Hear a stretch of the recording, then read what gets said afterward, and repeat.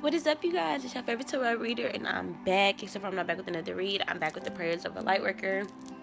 It is, oh snap! They turned off. They turned off my TV. I guess the TV was too loud or something. It's 11:07 a.m. So obviously God wanted me to see that time. 9 must be a number for one of y'all. I kind of got to look up that number and see what the fuck that means. But really, really quickly, I kind of just wanted to touch on a little bit of pressure, like feeling the pressure being on. We are in a fucking pressure cooker, and yeah, I don't know. So I'm laying in the bed, and I kind of had just woke up, and I was texting my doula and my best friend, and um yeah, just normal morning stuff like have a good day, are you in good spirits, like what's your energy like. And me and my doula both agreed, like, okay, we just gonna recoup today, we not gonna pour out onto each other, we just gonna focus on meditating and going within us. And she gave me the tip to journal last night, and while journaling I came to the realization that a lot of the fears that we have or whatever, I don't really think it's fear. I really think we're confusing fear with pressure. And I mean, I guess they can be one and the same. Like, I guess you can have both. But I think, like, last night I was kind of just having a talk with Jonathan, and like getting off the phone, it really kind of like allowed me to kind of see things from another perspective. Like, I really am starting to understand that everybody else in the world, not just me, has a journey of self-love, has a journey of self-respect, has a journey of finding out who self is, has a journey of even helping other people find themselves. um And one of my main things that I've been learning to accept on my journey is, how can I put it? I guess is that the version of love that I thought I wanted was me as the woman kind of being everything that a man needed, and me just being this prize. Like, I'm everything. Like, I'm everything a nigga needs. Like, I've always seen myself like that. Like, even as a young girl in fucking high school dating niggas, I just felt like I'm what a nigga need. Like, I could change a nigga. Like, I used to date bad boys. Like, I've always kind of dated, I guess, the bad boy type. People who I felt like I could fix, or, I've just always, 333, thank you, Cinemasters. I've just always felt like I was that. Like, that's just how I've always felt as a woman. Um, and now I'm starting to question, no, I guess not question, but come into the realization of why I felt that way. Um, and another thing is also kind of, I'm coming into the realization that you can feel that way and, you know, not love how I was loving, because I just felt like I'm the only one who really needs to get something out of something, I guess. Like, I don't know. Um, so yeah, coming into, today, um, I had a dream, and at first I was kind of like, I don't want to speak that dream into my reality, so I'm not going to mention it again, and blah blah blah blah blah. But really, really quickly, I feel like it's really, really important. So, as you guys know that I'm experiencing something within my home, within my relationship. And obviously, you're not going to get over something super, super quickly. So I am going through the motions of healing myself, and figuring myself out and figuring out how to move on from this. Now, I had a dream that somebody had cheated on me. And I remember my first pregnancy, like my first trimester, I had so many nightmares, so many vivid dreams. Like, I don't know if y'all are pregnant with me, but that is like one of those top symptoms of how you gonna know you pregnant. Them vivid dreams, baby. Them dreams be some news, okay? So I had that dream, and I had, like I said, I woke up and I asked God, like, okay, what is this about? Like, is this truth or is this anxiety? And I took time for myself and I calmed myself down, and I was just like, there is nothing in life that I don't have, right? So, do I feel like I'm losing something that I already have, or am I losing something that I have yet to gain? Like, is that fear of me not getting what I want, or is that my anxiety just telling me, like, oh, hey, this is what's happening? Because for me, the way that I looked at it was, okay, one of the things you truly have to, and this is why I say we cannot be afraid to talk about the things that we experience. This is just tie dye on my hands and stuff. It's not dirt.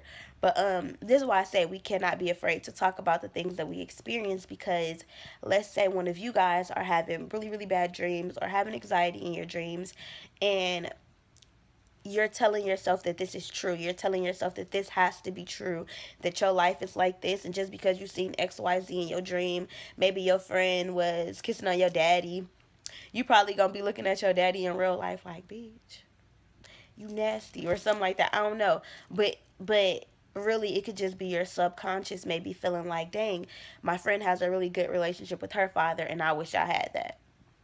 Or it could be like, hey, I'm pregnant and I see other people's relationship with their father. I want my child to have that too. So a lot of the times I think when we are faced with anxiety, God will show us in a way that we can comprehend it. Right? So one of my biggest goals is to build a legacy. It's to have generational wealth within my family, not just my family unit, me, Jonathan, and our children, but also my mom and my brother and my aunt and my cousins, the people who live in their household, and etc., etc. Like, the people who are closest to me is my mom and my aunt, and then like the people who play into that. So my mom and my brother, my auntie and her son and grandson. So this is like the people who I feel like are a part of my legacy, and then more people will come, down the line, but one big thing for myself has always been, I really wanted my mom to be married. I've all my life, it went from me wanting my mom to be back with my dad to me wanting my mom to just be married, period. And I think it's because internally I know the value of yin and yang. I know the value of balancing both masculine and feminine energies within a relationship, because I know the importance of balancing feminine and masculine energies within myself. So, one thing that I had realized when I woke up from this dream was that, why I had to ask myself, why was this something that I was scared of, you know? And when I really went into myself and I had to question myself, um, it had nothing to do with outside entities. It had nothing to do with people outside of myself. So it had nothing to do with my husband, and it had nothing to do with another person that maybe he would cheat with, or a person who was in my dream, or it had nothing to do with external factors. It had everything to do with something that I felt maybe I couldn't comply with. So, with any journey in life, there's going to be trials and tribulations. So, let's say within my marriage, because that's the main thing that the dream was about. Within my marriage, I'm noticing that outside of my relationship with Jonathan, I have to face things within myself, because if we're going to come together as a couple, we have to first be whole within ourselves, or at least working towards it. And I had realized in that moment, my fear has nothing to do with Jonathan stepping out on me. My fear has everything to do with me feeling like I can't handle what comes with a marriage. right? Because cheating is not the only thing that can go wrong within a marriage. It's not. Within a marriage, there are so many other factors. Maybe not growing together, having children, looking different, um, different career paths, and financial issues, owning a home, getting kids in school, and then you get to older relationships problems where maybe you have an empty nest and you're having to learn who you are as a couple without the kids, and et cetera, et cetera. A lot of people watch me who are actually in marriages and commitments and going through a lot of the same stuff as I am. So I can relate with y'all in that sense where y'all kind of give me advice. Where it's kind of like a lot of people have wrote me via Facebook telling me some of the trials and tribulations that their marriages have went through. And because I've dealt with not ever seeing marriage within my family, or a healthy marriage, or what I believe to be a healthy marriage within my family, um, it forces me to kind of believe that I'm not equipped to handle it. 1111, thank you, Ascended Masters. It triggers me to make me feel as if it's something that I can't handle because I've never had to handle it before. So I feel like the pressure is really on to show myself that I can handle certain things. So right now, a big thing for me is my career, because I'm really, really trying to get my career to take off, but also I'm also integrating other pieces of my career. So if you guys didn't know, I do have a t-shirt line, I have a waist beat line, I'm trying to come up with a skincare line, natural products, and all kind of stuff. Like I said, I'm building a legacy, so my business is going to be a one-stop shop. Like, it's going to be, you can come to my stores and get Reiki. You can come to my stores and go in the back and get a healing massage or a pregnancy massage, or you can come take spiritual baths. You can come do this. Like, I want, like, my vision is so huge that I don't mind sharing my dreams and goals, because I feel like if I can have dreams and goals that big while I'm going through everything that I'm going through, I feel like it will show you guys that there's no dream or goal that is too big for you.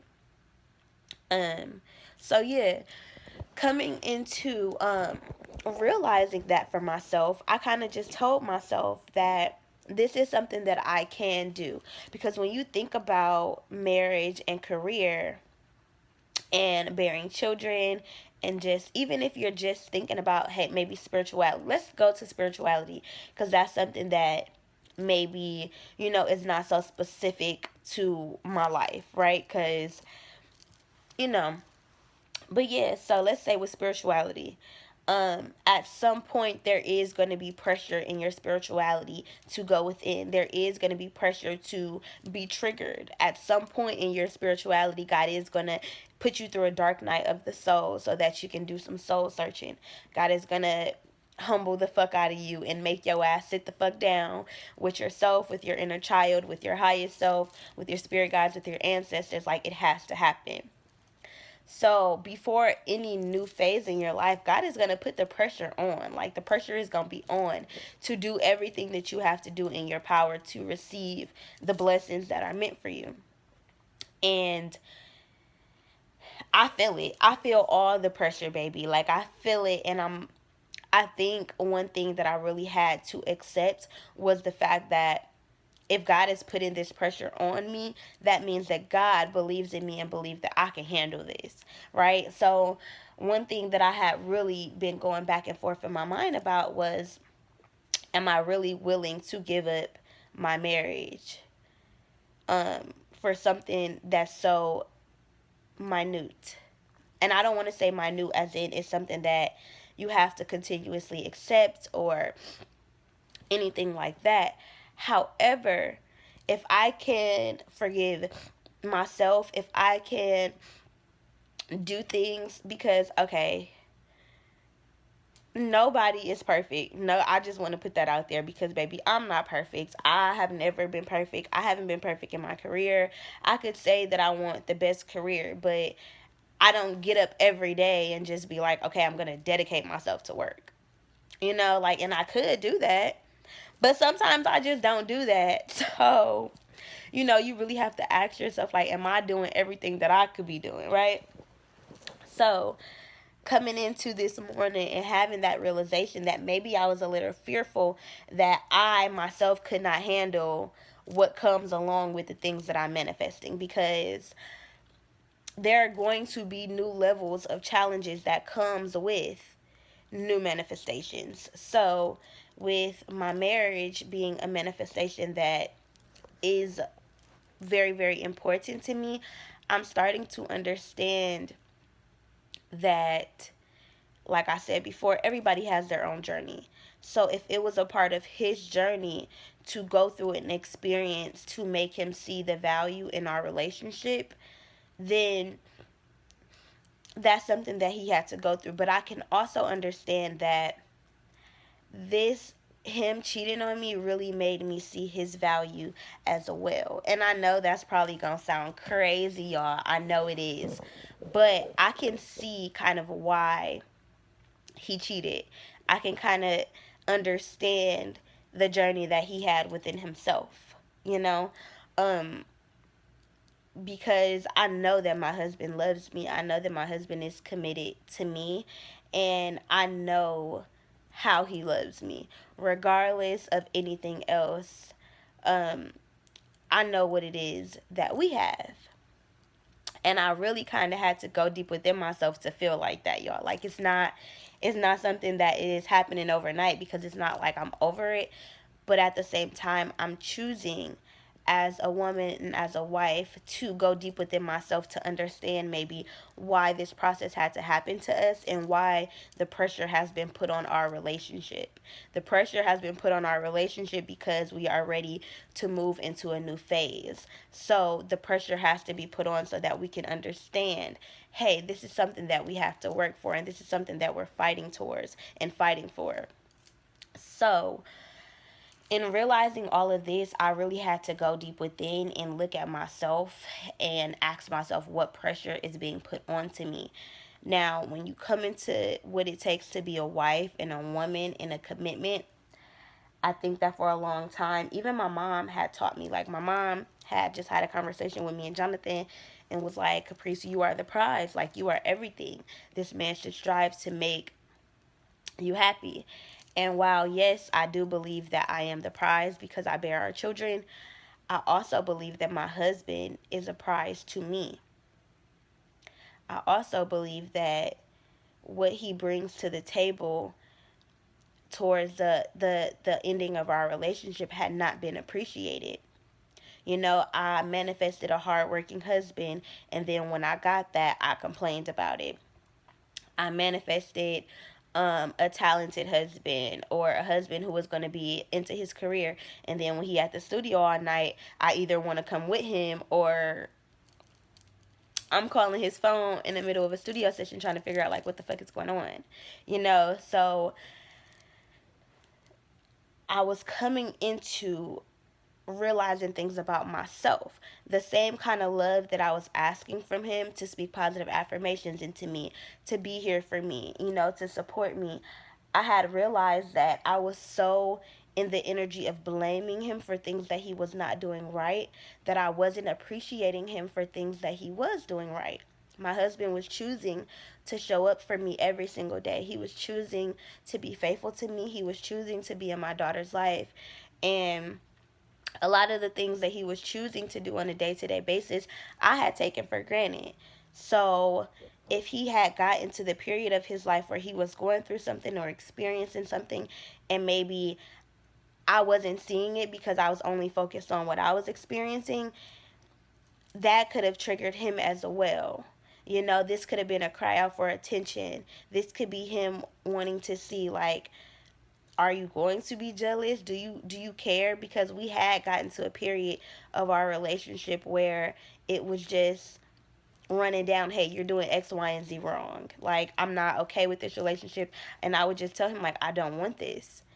And coming into our fights and our arguments, I could see how maybe some of my words had made him feel, or how not only were we going through things individually, but we had started to go through things as a couple now too. And I think that's one of a piggyback of the video that I made yesterday. You know, we don't really understand what people go through. So a lot of women will see a man in a relationship, or even a lot of women will see a man in a relationship, and sometimes it won't have anything to do with the man, but it will have everything to do with the woman. It could be like, okay, you going through all of this and you have a man who is treating you like X, Y, and Z. I want that man to treat me that way. Not understanding kind of what the woman is going through behind the scenes. A lot of times, a woman, let's say, or even let's say a man, sometimes, a man will see a woman treating her man like a king. Like, if y'all watch Marriage Boot Camp and y'all seen the last episode, Vado was like, Tahiri, yeah, she done treated all her other niggas like kings, but I don't get treated like that. And here's the thing that we don't understand or realize: our past relationships have a big effect on our current relationships. And in my past relationship, I have treated niggas like kings, like completely was like, you know and then when I have a man who is here for me doing the things that I wanted other men to do, I couldn't appreciate it and I couldn't see it because I wasn't getting loved exactly how I wanted to. I couldn't appreciate the kind of love that was being presented to me. Just like I'm pretty sure with him, my version of love wasn't necessarily, because I have very tough love. Like, I'm not gonna lie. It's kind of like, nigga, you need to get your shit together. You need to do this, X, Y, and Z. I believe in you. I want you to do X, Y, and Z. But it's not like, I think because I'm okay with a lot of pressure, I just be like, okay, I'm finna put this pressure on you too. Not realizing that sometimes everybody doesn't react to pressure the same way. For some people, pressure turns into fear. Pressure can very quickly turn into fear. And I think the pressure had really been put onto our marriage and on our commitment. And I stopped thinking about the fact that we were still fighting for each other. At no point had we given up. Even if cheating had been involved, we were still fighting for each other. And that in itself is a blessing. Regardless of if I wasn't seeing my career take off how I wanted it to, I was still needing to see the blessing in the fact that my bills are taken care of. Even if I don't have enough saved up to maybe get new inventory right away, I know that I will next week after I do a certain amount of readings or X, Y, and Z. So I feel like the pressure had been coming in because more people had been asking me for orders, more people had been asking about my t-shirt line, and I felt like I couldn't comply. Like, it was kind of like, damn, and I had to equate that to my marriage as well. I was putting the pressure on my husband, and maybe he was feeling like shit. He couldn't comply. He couldn't do all the shit I needed him to do at one time with all the other shit that he had going on in his life. So guess what? It'd be an energy where you would just be like, fuck it. Because I have those moments where I'm so overwhelmed where I just be like, fuck it, I'm gonna take a nap. I ain't finna do this laundry. I ain't finna clean this house. I'm finna take a motherfucking nap. And I feel like that's kind of what we did in our marriage. It was kind of like we just put everything on halt because neither one of us had been appreciating each other or seeing the value and the blessing within our marriage, within our careers, because both of our careers are taking off right now.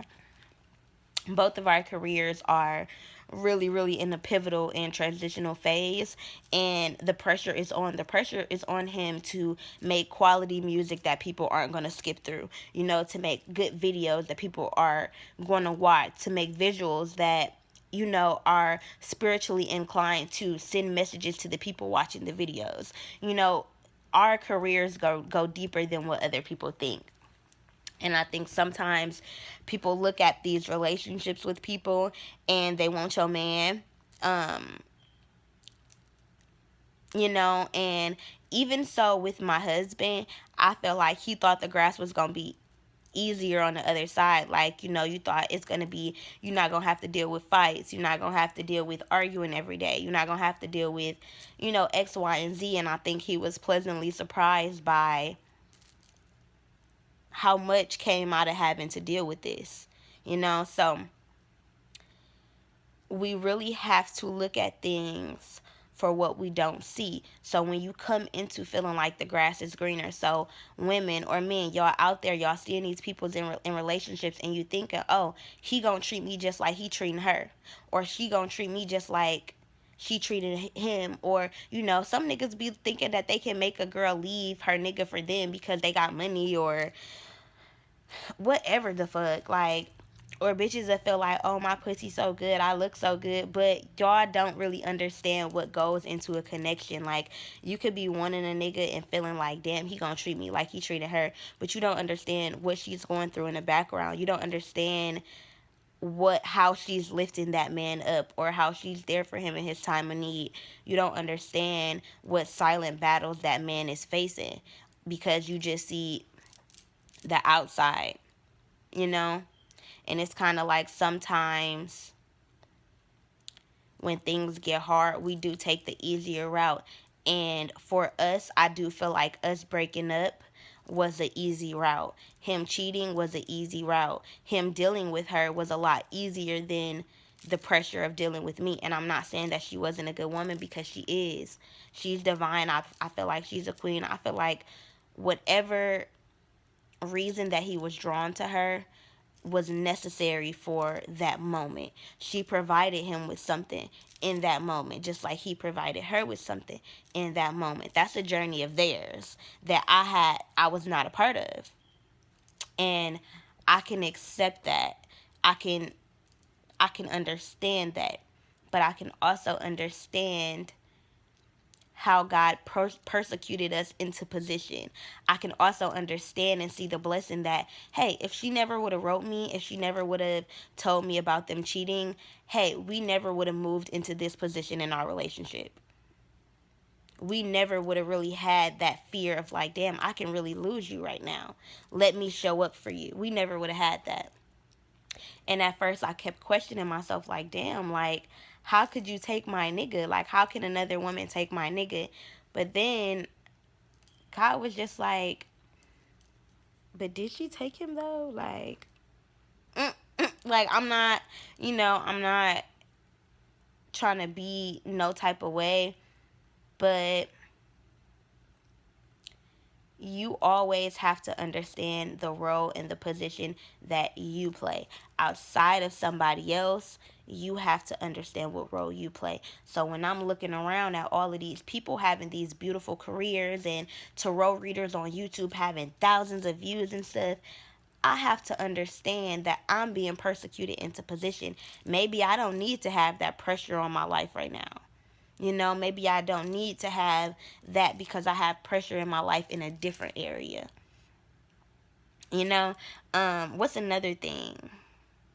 Before, when I was manifesting pregnancy, because I've been manifesting pregnancy even before Jonathan. I've been manifesting a baby when Kamaya was 3 years old, since she was born. I always tell myself, when Kamaya is 3, I want her to have a sibling.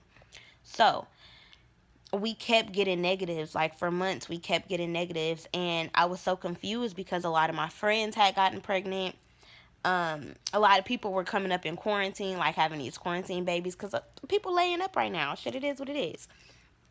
And I really had to, like, question, like, well, what the fuck, like, God, what the fuck, God, like, you ain't giving me what the fuck I want.